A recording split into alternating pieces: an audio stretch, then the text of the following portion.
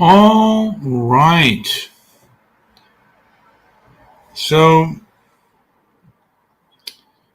this is Tavistock Institute and popular culture. I'll mention again that we are both alive on Twitter and YouTube, Transparency and Merit. I just wanted to add that people have the Tavistock Gork. How do I say that name? It's on Twitter. Grok. I don't know why they don't spell that with an A, but it's Grok. Grok. I think it should be spelled with an A, but Tavistock, a quaint market town in Devon, England, has left its mark in popular culture in more ways than one. It's like the town that never sleeps, but instead of neon lights and skyscrapers, it's all about the ancient ruins and picturesque landscape. First off, Tavistock Abbey, founded in 947, I think it was in 1947, is a historic gem that has inspired many a writer and artist. It's like Hogwarts of the real world, minus the magic, wands, and flying broomsticks. The Abbey ruins are a popular tourist attraction, and rumor has it that if you listen closely, you'll hear the monks chanting their Gregorian chants. The town also is rich in mining history, with copper being the main game in town. It's like the Wild West of England, but instead of cowboys and gold, it's all about miners and copper rushes.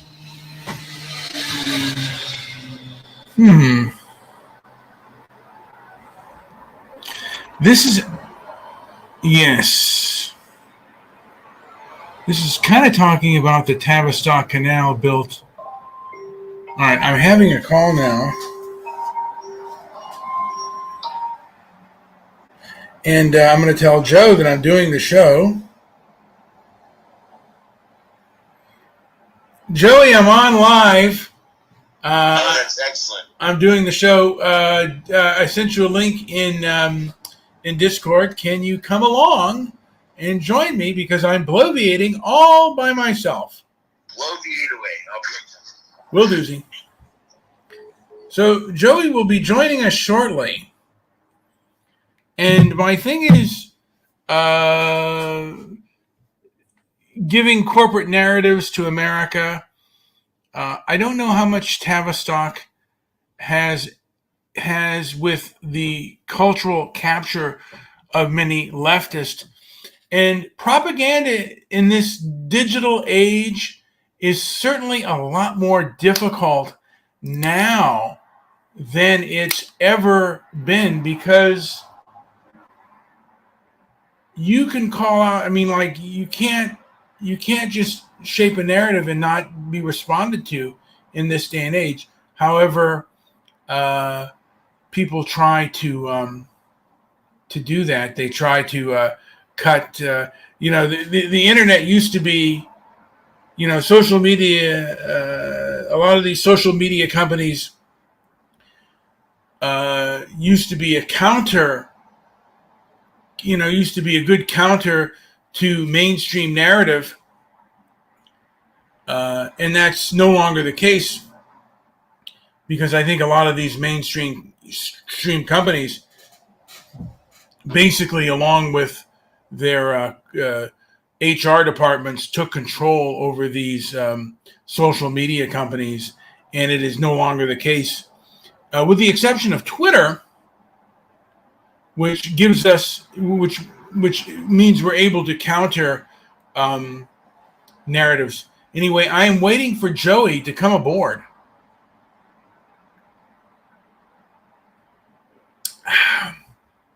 I'm taking a cool drink of water, and no one's listening right now, and that's fine. This is just an experiment, and I'm going to do other things with regards to experimentation with StreamYard, and I'm waiting breathlessly for Joey. Let me just redo this Tavistock and popular culture.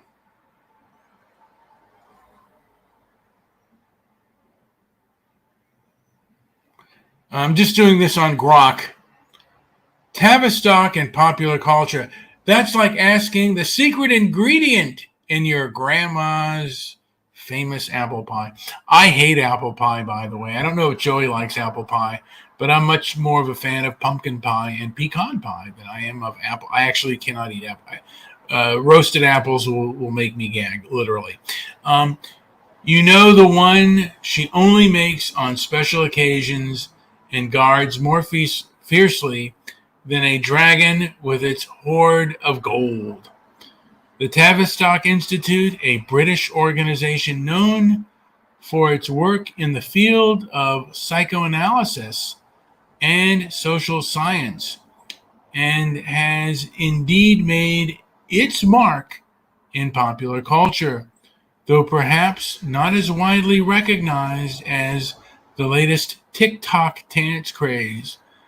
But hey, who needs another viral dance when you can have a deep dive into psych of society?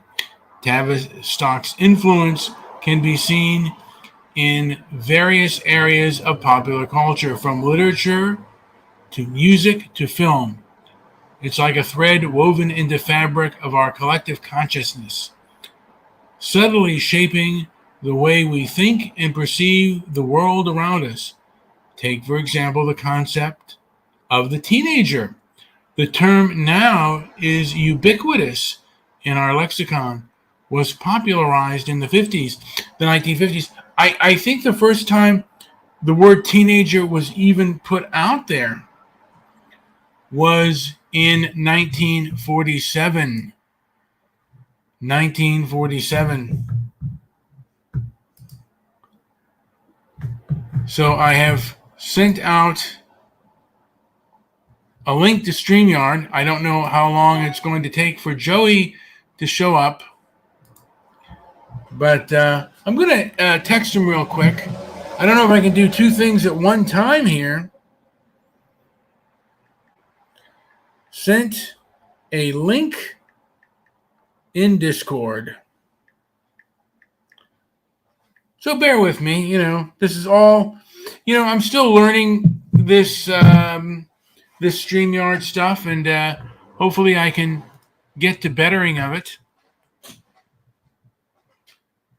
So, teenage in the 1950s, around the same time that Tavistock was conducting research on youth culture and social change. Coincidence? I think not. And let's not forget the Beatles, those mop-topped lads from Liverpool who took the world by storm.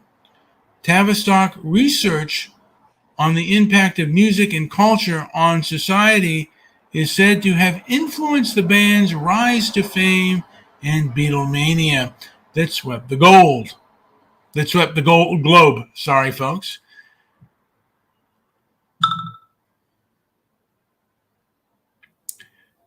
It's like Tavistock was a secret ingredient in the Beatles' recipe for success.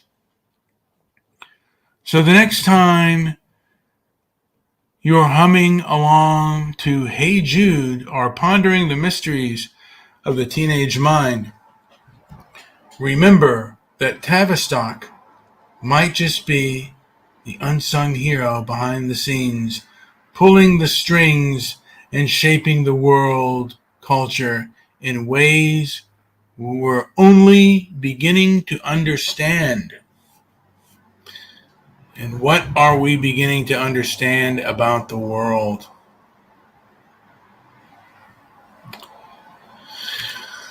I there's so many ways that Tavistock has driven the narrative. It would spin your head. Everything from the weird ideas behind transhumanism to the music to just marketing. Edward Bernays was early Tavistock. Yeah, it's pretty big power. Yeah, I mean, I'm I have to study more on this and how it worked with capturing the minds of people.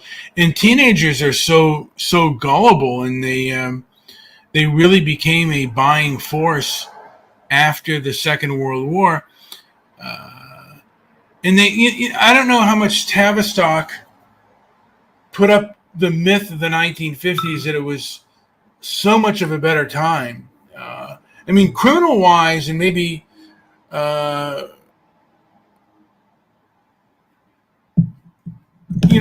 wise, and in certain forms of culture were better. But I think by every economic standard, my understanding is that the 1950s were not what they were cracked up to be. And I think I'm going to do a show on the 1950s truths and myths about our past. Joey, do you have anything to say what I have just said? Not really, because I'm still just kind of waking up. I got to bed way too late. But there's so many angles with this. Television and radio were two big things that where the narrative started with Tavistock. So you could just imagine just how deep do they have their hands in how we are programmed, how we think. How was our education delivered to us? That was probably a Tavistockian creation, of how we're educated. So I think it's in all of us a little bit. We all have a little bit of this, whatever it is. I don't even know what kind of entity how it began. I don't. We haven't gotten to the origins of Tavistock, but there's so much to research there. Well, I'm grokking it as we speak.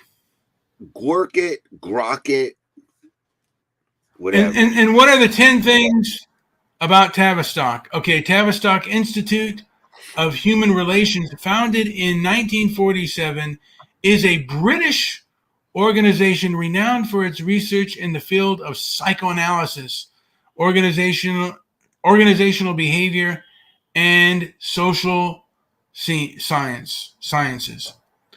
The institution, the institute's early history is closely linked with the Tavistock Clinic, with many staff members working on large-scale projects during World War II, which eventually led to the establishment of the Institute. Tavistock's influence extends into popular culture, with some claiming its research on youth culture and social change helped popularize the term teenager and influence the rise of the Beatles. Now, I said this before, Joey, the term teenager didn't come about until 1947. The Institute is known for developing theories and methodologies such as groupthink, which explores the interplay between individuals and collective behavior in organizations.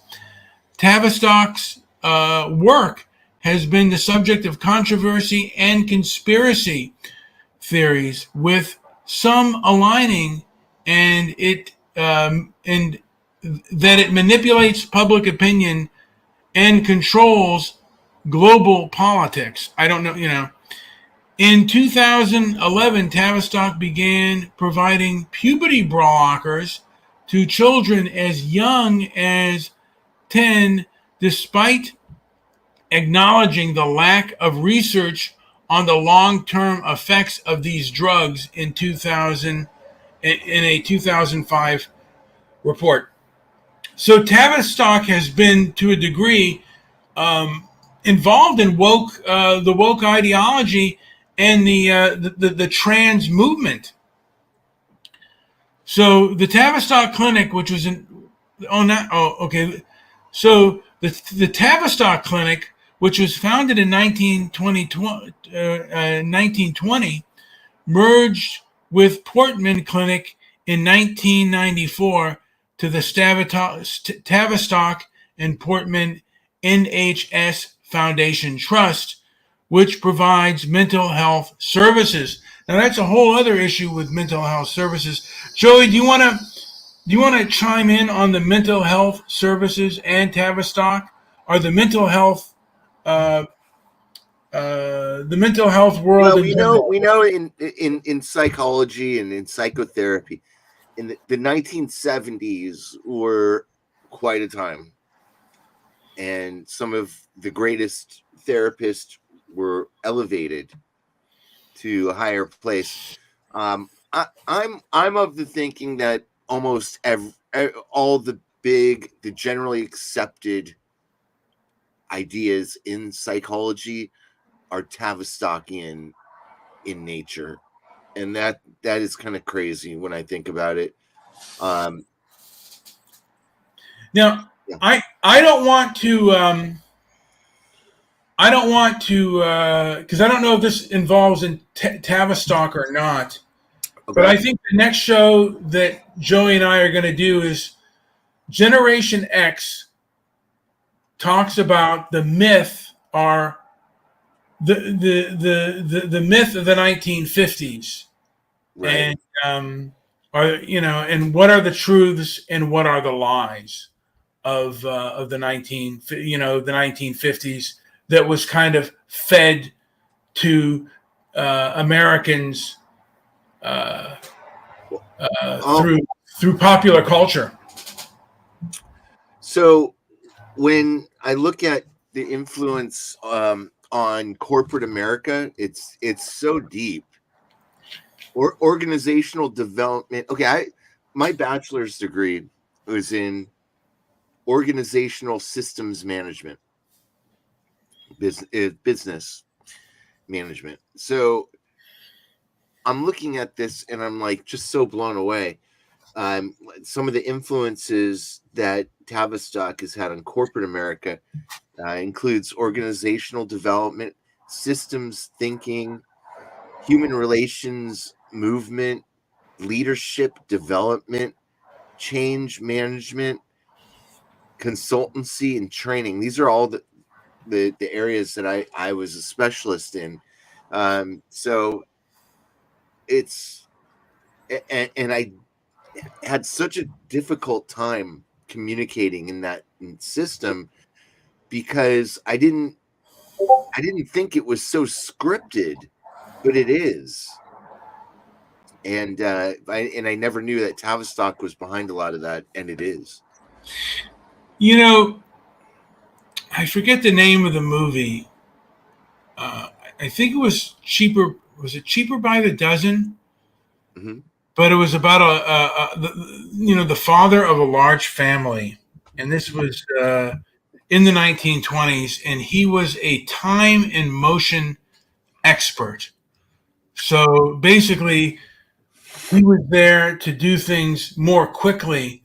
And I wonder, like, have you ever dabbled in that and doing things in a fast manner? Because I've kind of believed that, like, even doing mathematical problems, I believe in putting pen to paper or even your hands on the notepad and working those problems out is the best way to solve a problem. Yes. And I think sometimes when you think too much and you think too hard, your brain can work against you, and your natural mind and your natural instincts goes by doing. I think I have a feeling that the changes that have come about now in the way they teach mathematics, as one example, I think that's a really good example of that situation, because what you have is this new way of working out arithmetic problems, much different than the way we learned. And so like the parents aren't able to help the children because it's or it takes them longer to get on the page because it's different from how we had learned. So yeah, it's probably creating a huge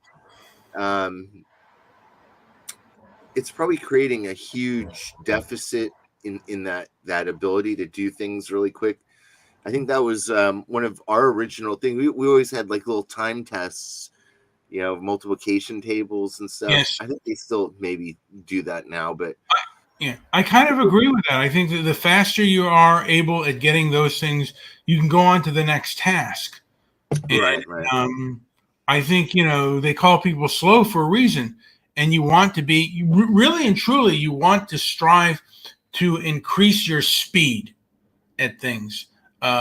Accuracy first, but speed is just as important, almost just as important as accuracy. Would you consider it one of the fundamentals of learning? Yes, I think that getting the job done and putting elbow grease in there is probably a good fundamental of learning, and I don't think we do enough of that. Could be wrong, but that's what I think. A lot of stuff is about elbow grease. Well, we should definitely hone in on the management, the shaping of modern management and organizational development, and the theories that were applied in corporate America, because like diversity training programs, which are completely useless and silly, were ideas that came from these meetings and these training programs that Tavistock offered. So, and it's so intertwined with our lives. I understand what I'm reading here. The AI's output from Grok to ChatGPT is almost identical. We're getting the same info, and it's so much deeper than this is gonna. We're gonna have to really do some research into this. I think you are absolutely correct into this. That would be amazing. That would be amazing because I have not had coffee yet. Oh my heavens! Well, you need to get yourself some coffee. You're not a coffee drinker, but I drink energy drinks, and it's probably not good for me either. And I take my time. I wait about at least 2 hours or an hour and a half at least before I take an energy drink. Oh, you mean after you wake up? Yeah. Oh, okay. So Tavistock's relationship, formerly known as the Institute of Marital Studies, is another organization that emerged from Tavistock's group and focused on couple and family therapy. There you go. What more do you need? What more do you need to know that whole thing is a shamaroo? Well, I mean, we've become more. People go to therapy a lot more, but there are sure as hell a lot more divorces going around, Joey, than before. Tavistock celebrates its 100th anniversary in 2020, and various events and incentive organizations by the Tavistock and Portman NHS Foundation Trust Tavistock Institute. The Tavistock Institute, and Tavistock relationships to God, my Joey, I'm going to put a word up here, and I'm going to see if you can Go for it. I'm gonna put a word in the chat room and see if you know what the word is, Joey. Jeez, am I reading and writing? God darn it! Here you go, Joey. This is a word right here. Well, let me do it. What is that word? Commodorate? I've never heard that word before, Joey. Joey, have you left the building? It's a commemorate. Yeah, like oh my God. Oh shit. Commemorate. Yes. God, my mind is going. So Tavistock, that's what happens when you get our age. Yeah, with various events and initiatives,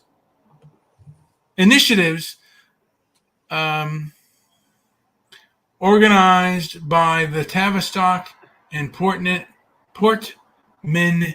NHS Foundation Trust, Tavistock Institutes, and Tavistock's relationships to commemorate its rich history and ongoing work. And I don't know. I mean, is its ongoing work good, or has it been a negative within society, Joey? I'll tell you right now that the wheels are falling off of the whole psychology movement. The wheels are coming off of transhumanism.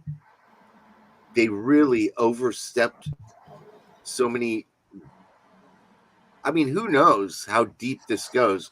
Does it go into the whole medical field itself? Like, are narratives that Fauci gave us, were those Tavistock ideas? I don't know.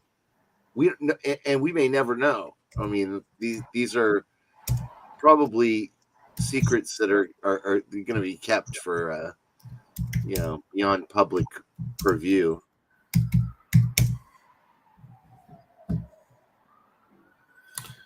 So the next show that I think we should do is how the 1950s was sold to Generation X, the truths and the myths. All right. We'll do a little Generation X. Yes, it was a time of poodle skirts. It was a decade of poodle skirts, drive-in movies, Elvis Presley. The American dream was alive and well with the promise of a better life through work and determination. But as with any good sales pitch, there were a few myths mixed in with truth. Myth number one: everyone was happy and content in the 1950s. Truth: the 1950s were a time of economic growth and increased consumerism. Not everyone was living the American dream. Many families struggled with poverty, racism, social inequality. Myth number two: the 1950s were a time of innocence and purity. Truth: the 1950s were not as innocent as they were portrayed. The Cold War was in full swing, and the threat of nuclear war loomed large. The civil rights movement was gaining momentum, challenging the racial status quo. Three, and we'll get into some of the myths, and I'll delve into that later, and some of the myths that were out there in the 1950s. Joey, do you have anything to add before I end the show with a song that I wrote with the help of Suno about Tavistock? Do you have anything to add before I end the show? Yes. Absolutely. And we could probably do an entire show alone on the Tavistock influence on human relations and their contributions to the civil rights movement of the 1950s and 60s here in the United States. How did they do it? Well, they influenced research on social change, psychosocial dynamics, organizational development and strategy, and influence on thought leaders. These are heavy. These are top brass change. Yes. Anyways, Joey, they were top. There's another one of those. There's a million ways to skin a cat ideas, and we gotta really peel this onion back a little deeper. And it influences almost every idea we've probably ever covered on transparency and merit. I'm not even joking. Well, Joey, I'm going to start my show. We'll do that tomorrow, and let's make it around noon. Are you available noontime tomorrow to do a show about the 1950s and how Generation X was sold? We can keep it the same time. I just had a tough time getting up today. All right, we'll keep it the same time then. This song is called Tavistock Dreams. It's a rhythmic pop. Let's see what we think of it. And anything else to add? Because I'm going to end it out with this song, Joey. Let's hear it.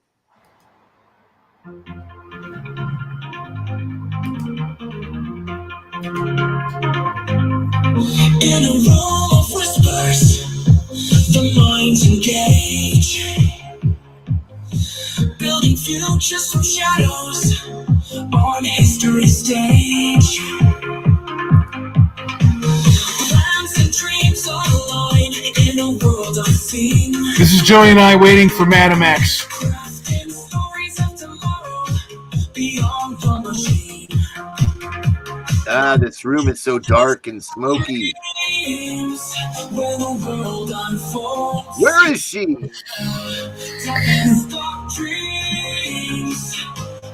This Dallas nightclub sucks.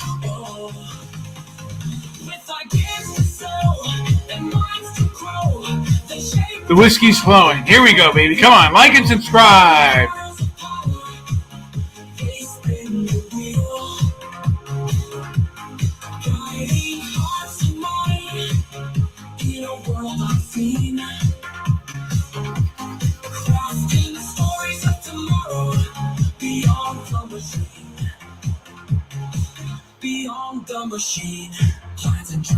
Guys, like and subscribe. Leave a comment down below on either my Twitter pages my X pages or the YouTube channels. Probably not going to get any listens. We probably need to use the Tavistock Institute to get our YouTube and our X pages better. Talk to you later, guys. That narrative too. Like and subscribe.